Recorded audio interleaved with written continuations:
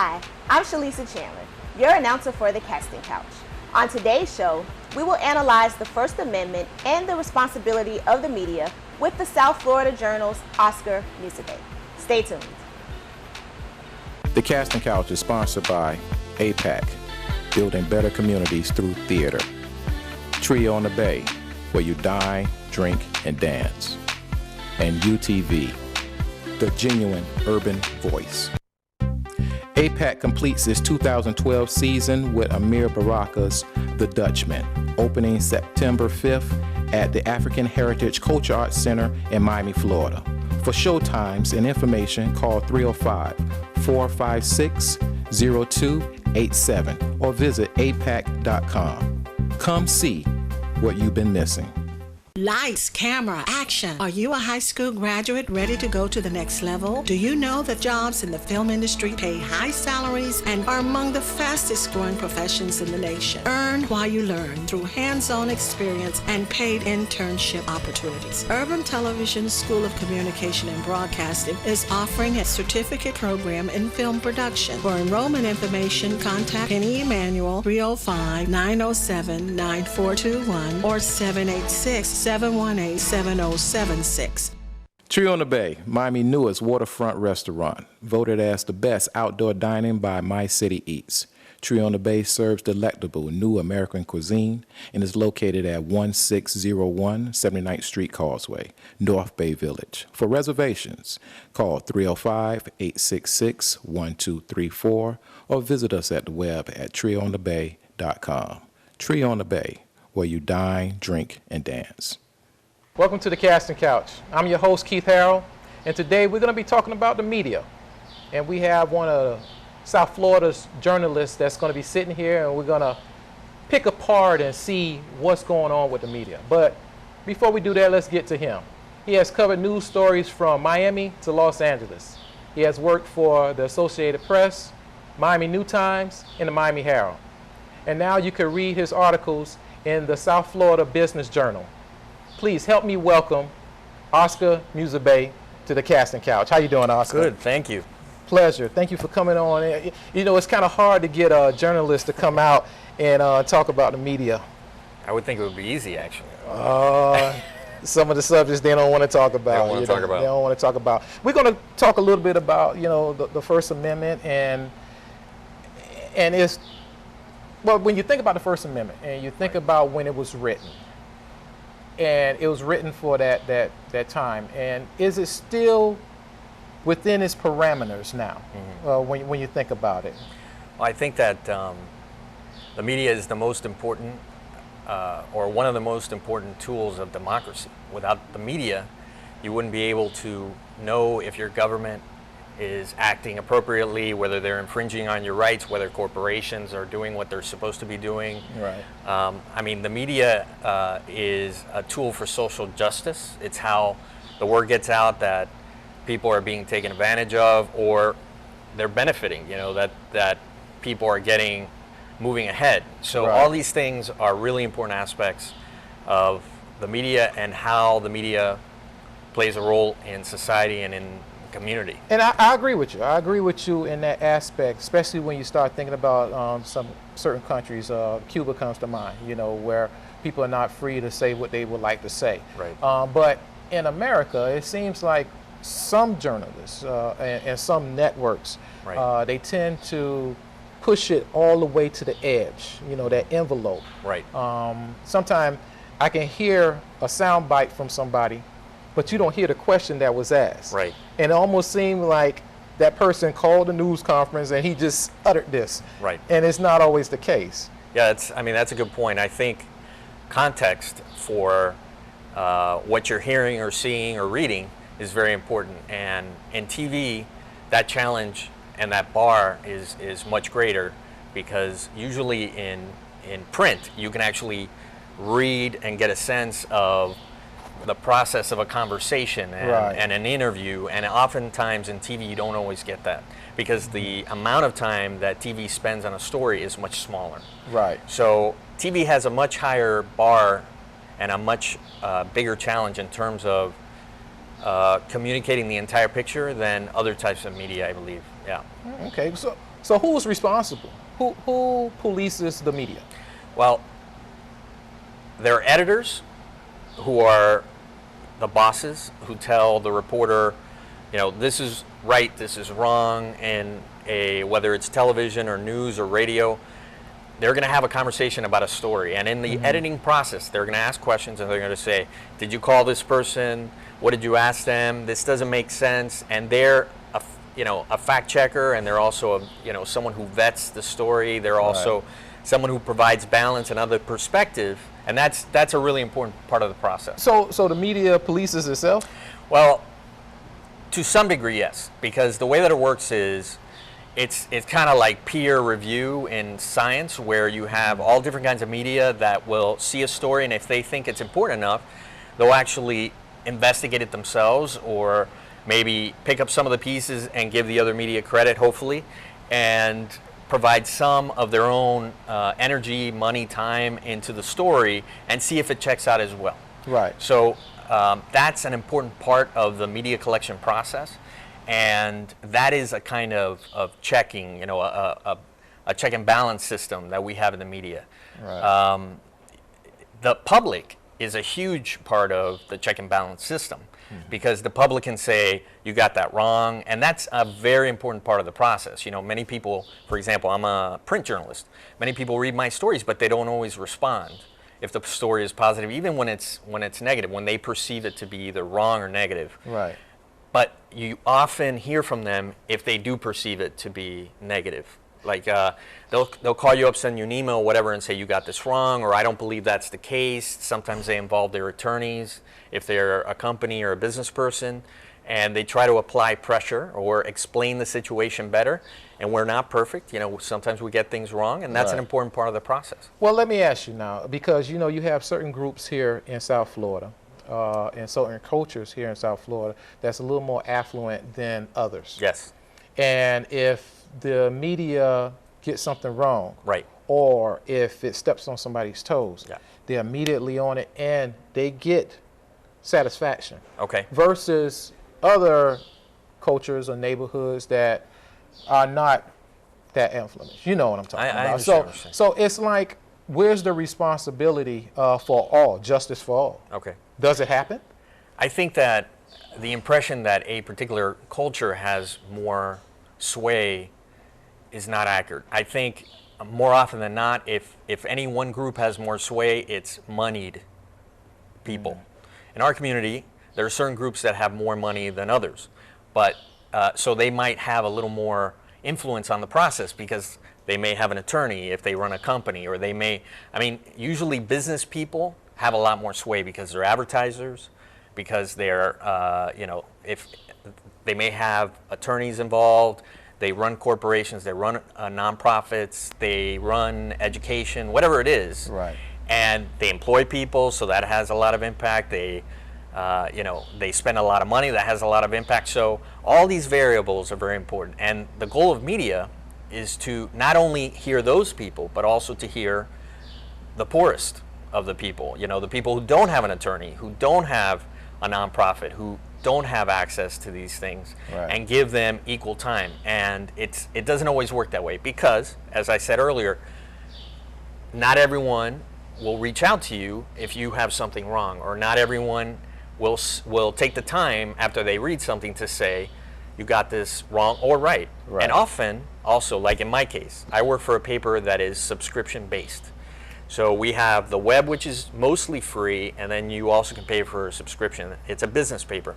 So unless you have a subscription, you're not able to read a lot of the stuff that we produce. Right. So that is a barrier to a lot of people, and to some degree, we're not going to hear certain people because they don't buy our paper. So, it's a challenge for us, and our goal, I think, is to understand that and reach out to as many people as possible from as diverse a group as possible. Wow. Well, and the reason why I wanted to have this show is because mainly with sports, I would see these things, they will have a soundbite. Yes. and you'll see that athlete stand up in front of, and you'll be like, I can't believe he just came out and he just said it. Right. But you never hear the person who asked the question. Right. You know, and it's almost like they're bringing it out of them. Yes. And ESPN is good for that. Right. They'll send somebody that asks one of these ridiculous questions or something that they know they're going to get a response from Right. that person, Right. and pump it up. Yes. You know, and I'm like, now is that responsible? Just, Right. you know, making that person look as if, you know, he is or she is. Yes. You know what I'm saying? Right. You think they have an agenda, and part of the agenda is to make a sensational, to have a sensational response. Exactly. Right. To say something really absurd or something, and it sounds like they're crazy. They just said this out of the blue when actually someone asked them a question. And it can be something simple as if, say there was some type of injury. We know with the whole Meta World Peace and the Yes, elbow and all the yes. rest of that stuff. Right. And bring it back up. Say Right. he has some type of thing happen to him on the street. Right. And they'll bring it right back to that, and they'll just keep spinning Right, and keep right, right. spinning. So sensationalism Yes. is very important in the media. Yes, it is very important. Because the reality is that oftentimes what the media is covering is the conflict. Now, the conflict is complex. It's not just people fighting. It's where the money meets the road. You know, it's how money is spent. Is it spent appropriately? Right. You know, we're responsible for making sure that social justice is executed, that financial accountability is executed, that government accountability is executed. And oftentimes when it's not, that is where there is conflict. So if you are competent, but you're not doing a good job, I'm going to come and ask you a question that you're probably not going to like. If you're incompetent and you're trying your best, I'm probably still going to ask you a question. Right. If everything is not working out the way it should. And all we're doing is asking questions. Now, I'll bring up a great example. LeBron James last year had some trouble in the fourth quarter of games in the final series Right. of the championship. And there was a reporter that came up to him and asked him that question. Why are you disappearing in the fourth quarter? And everybody freaked out because they were like, oh, why are you being so hard on LeBron? He's still, and it turned out to be the case. And that's all everybody has been talking about. Mm-hmm. But when that reporter asked that question, they got on his case because they said that he was being too hard. And it's tough because you want to ask interesting, tough questions. Mm-hmm. And you also want to be responsible. And sometimes you have to ask people things they don't want to talk about, you know? So you got to try to draw it out of them. Drawing it out is important. And the challenge for us as journalists is to be strong. Right. Because I think it takes courage to be a strong journalist. And you have to really push yourself sometimes to do things you don't want to do. Ask someone a question they really don't want to answer. Right. And they're probably going to tell you no, and they may hang up on you. Well, I tell you what, hang on to that, because when we come back from the break, I want to talk about capitalism and how that plays a part Yes. with journalism. Sounds great. It doesn't sound like it should, Okay. but it does. Okay. So we'll be back in about 3 minutes. The Casting Couch is sponsored by APAC, building better communities through theater. Trio on the Bay, where you dine, drink, and dance. And UTV, the genuine urban voice. APAC completes its 2012 season with Amir Baraka's The Dutchman, opening September 5th at the African Heritage Culture Arts Center in Miami, Florida. For showtimes and information, call 305-456-0287 or visit apac.com. Come see what you've been missing. Lights, camera, action. Are you a high school graduate ready to go to the next level? Do you know that jobs in the film industry pay high salaries and are among the fastest growing professions in the nation? Earn while you learn through hands-on experience and paid internship opportunities. Urban Television School of Communication and Broadcasting is offering a certificate program in film production. For enrollment information, contact Penny Emanuel 305-907-9421 or 786-718-7076. Trio on the Bay, Miami's newest waterfront restaurant, voted as the best outdoor dining by My City Eats. Tree on the Bay serves delectable new American cuisine and is located at 1601 79th Street Causeway, North Bay Village. For reservations, call 305-866-1234 or visit us at the web at treeonthebay.com. Tree on the Bay, where you dine, drink, and dance. Welcome back to the Casting Couch. Also, keep your Twitters coming. Keep your Facebook likes coming. We hear you. If you got any questions, anything that you want to know, send it on in. We're here. We're talking to Oscar Musibay, and we're talking about journalism. We're talking about the media and how the media controls. I think the media controls the world. Okay. I think the media is evil. Is it good or is it evil? Why do you think it's evil? Well, you know, you have so many negative things that come out. You know, you look at the CNNs and MSNBCs, and they're taking one side versus the other side instead of it being, you know, harmonious and it's like it's how can I say it? A bias. A bias, a look on one side or the other. And it's like, come on, you are the media, so just do a balance. Right. Well, I can tell you that we as journalists are trained to look at every side of the situation. Really? We're trained. In fact, when you look at stories and listen to stories, oftentimes, I pick up on it, you'll hear almost exactly the same point of view, in a sense, on the other side of the coin. So, you know, someone will say, you know, the police were unfair, and then you'll have someone saying the police were fair. So, but we're talking about the Hannitys and all the rest of them, but they're not really journalists, are they? That's right, I agree. I mean, I think Fox, which I call Fox Prop for propaganda, I think does a huge disservice to people. And there was just a story that I read, a study that was done about network news and different kinds of media and information sources that people use, and it came out that both Fox Prop and MSNBC viewers knew less about international news than people who watched no news at all. Really? Yeah. So to me, that says that this is a metric, you know, like a way of figuring out whether they're doing their job correctly. Obviously, they're not. Right. And some people would say MSNBC is slanted towards the left, or, you know, Democrats, and then Fox propaganda is clearly slanted towards the right, which is Republicans.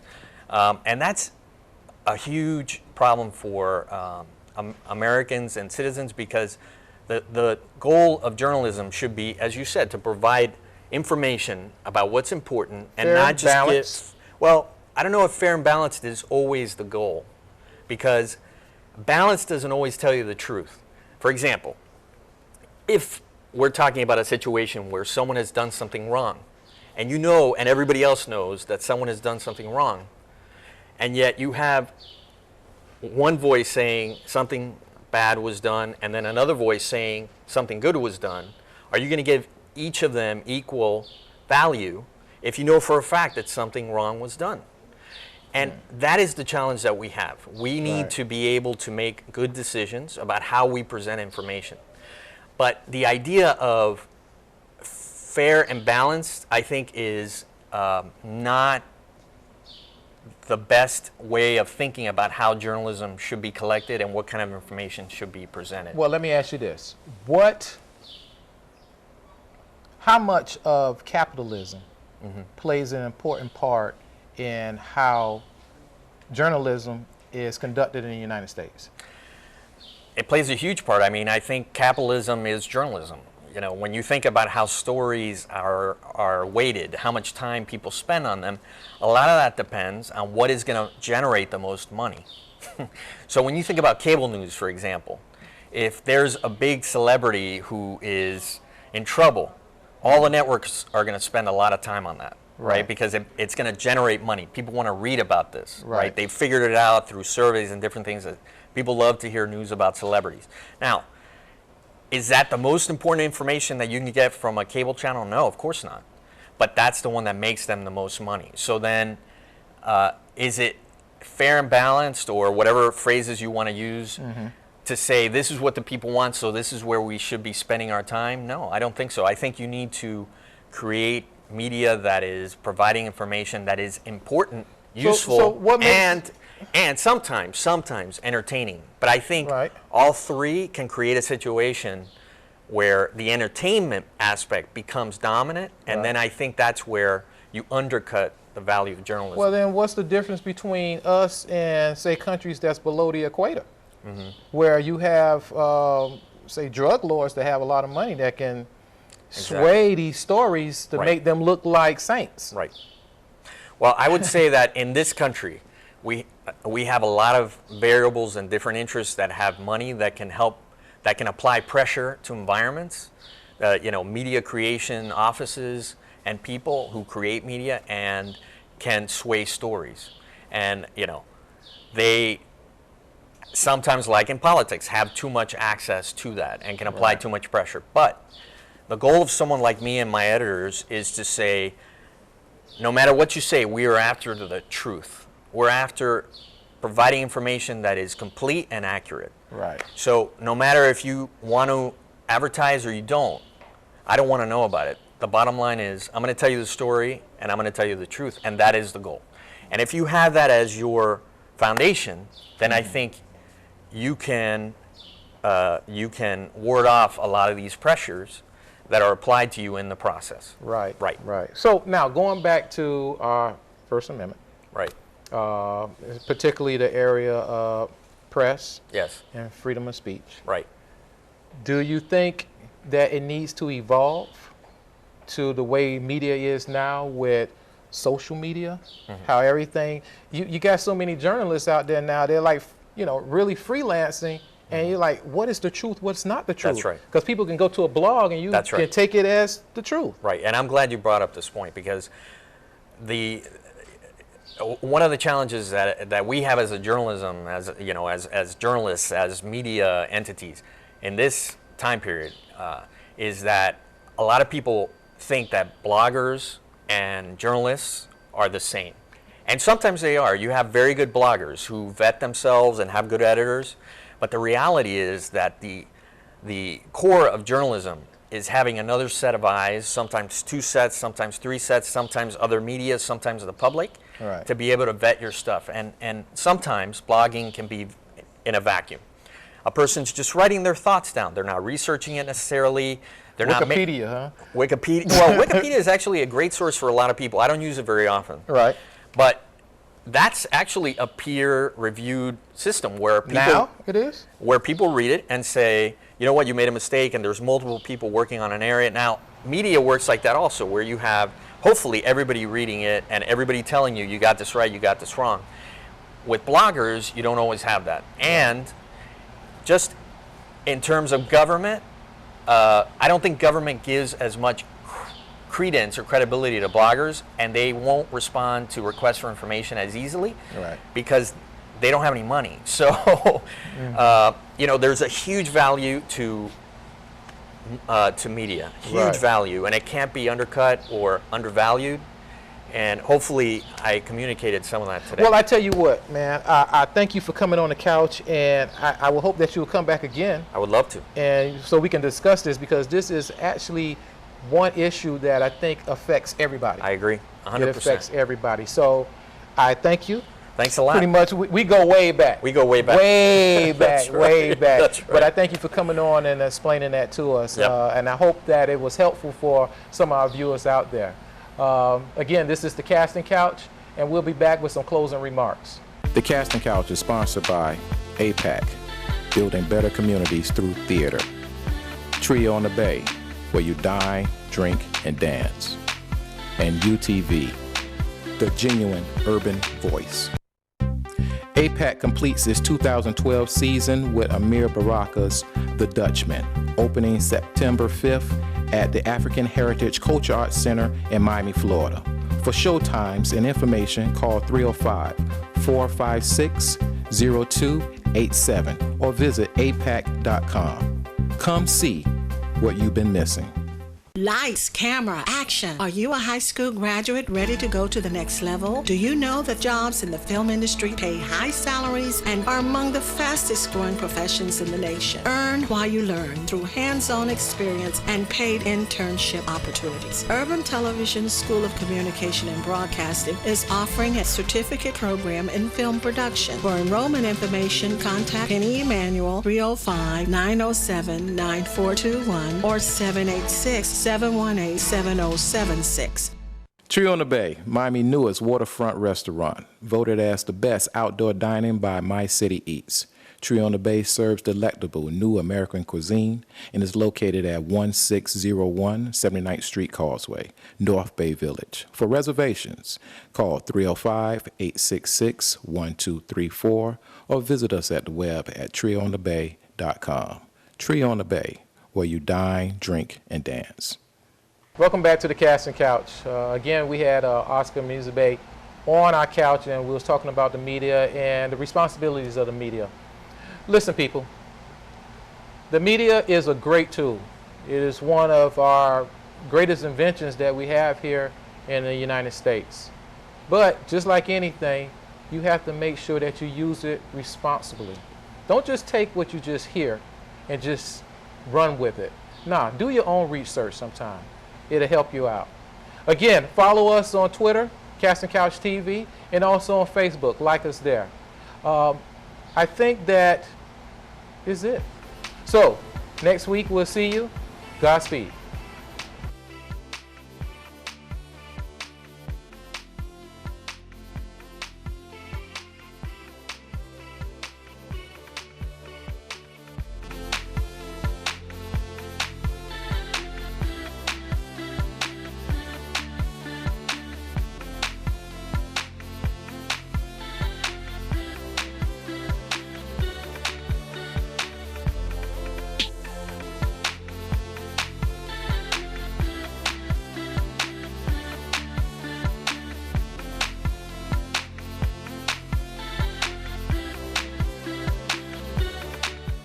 The Casting Couch is sponsored by APAC, building better communities through theater.